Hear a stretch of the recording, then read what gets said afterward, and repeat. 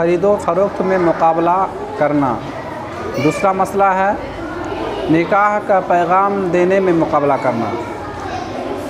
ये दोनों चीज़ें सरासर गलत है और इसको फौरी तौर पे फ़ौरन छोड़ देना चाहिए। मैं इसकी मिसाल देता हूँ।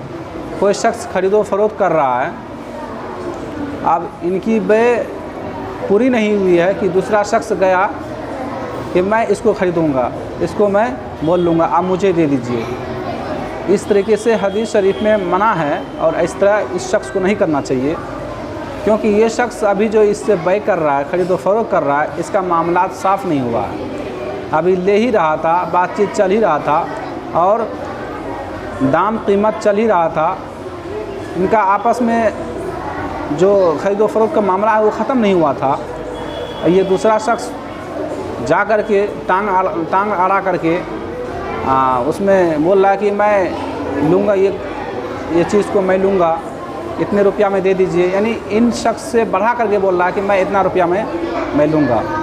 तो इसी को बोला है वला यबीउ बाज़ुकुम अला बैअ बाज़िन, यानी किसी की बैअ में दूसरे आदमी को मुकाबला करना।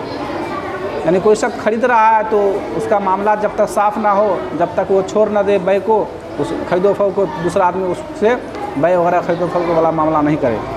दूसरा मामला है कि निकाह का पैगाम देने में मुकाबला करना। इसमें भी बहुत सारे लोग कोताही करते हैं। एक शख्स निकाह का पैगाम देने गया और लड़की पसंद आई या लड़का पसंद आया नहीं आया, क्या मामला है नहीं है, उसका मामला साफ़ नहीं हुआ। फिर दूसरा शख्स गया ताकि मैं आपके बेटे से या आपकी बेटी से शादी करवाऊंगा या करूंगा, इस तरह का मामला पेश आता रहता है। ये भी गलत है। उसी को कहा गया है वला यख्तुबुर रजुलु अला खितबति अखीही, यानी किसी का निकाह पैगाम दे रहा है, दिया जा रहा है, तो दूसरा शख्स मुकाबला नहीं करे, उसमें पैगाम नहीं दे जब तक कि उनका मामला साफ़ ना हो।